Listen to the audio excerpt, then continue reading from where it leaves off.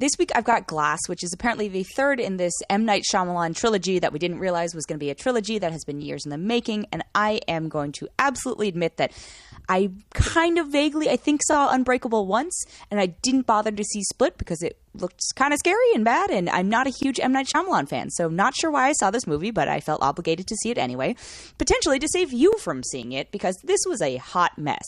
So one, you apparently really need to have seen the other two films in order to understand who or what these characters are. I vaguely had an understanding from Unbreakable that Samuel L. Jackson's character, Mr. Glass, is obsessed with comic books, and that Bruce Willis can't be hurt, and that Jame McAvoy from Split is some sort of like split personality thing. And what I didn't realize, and I'm going to spoil some of this because, again, you need this information in order to go into this film. Like, he turns into some sort of crazy beast version of himself who has extra physical powers, and it all sounds absurd because it is absurd, and it's also not communicated well. So I'm not a big fan of a movie that does rely on you having seen these other films. And yes, I know there are plenty of trilogies where, like, no, you can't really pick up like a Star Wars or a Lord of the Rings at the third movie and expect to understand every single bit of it, but they do not make a concerted effort to try and bring anybody who has not seen these films into this world. This is sort of the convergence of all of these three characters who have been in the previous movies.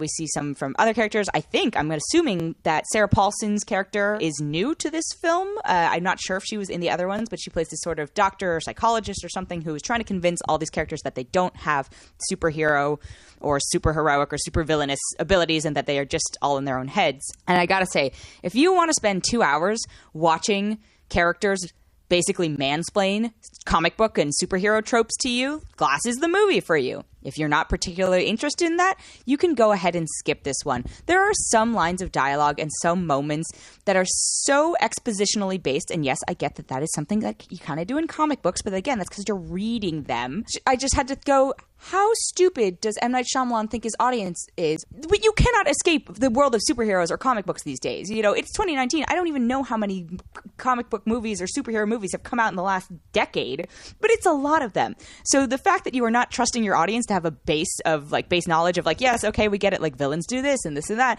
and these are the tropes, is kind of insulting. It's not kind of, it is insulting. And this movie drags. This did not need to be 2 hours long. It felt so much longer. Just the exposition and the lack of action, and even when there's supposed to be action, there's still like an unnecessary conversation that happens around it. And I very much like most of the actors involved in this. I don't have feelings about certain ones of them, but you know, for the most part, I'm like, yeah, no, you were all in movies or TV shows that I enjoy watching, so it's a disappointment that you're in this. But I get that, like, generally speaking, I'm not an M. Night Shyamalan fan, but I've yet to see at this point any sort of reason for anyone to be an M. Night Shyamalan fan. And I will say, way too scared to see The Sixth Sense, so that is apparently his best work, but knew I was not going to sleep because of it, so whatever, that is what it is. I'll give him that one, and you know, maybe it's a win, but I'm still like, why are we letting him continue to make movies? Because these are just thoroughly disappointing all around. And again, please don't mansplain superhero tropes or structure or stereotypes to any audience in 2019. That's my ask. I'm only going to give this movie 1 out of 5.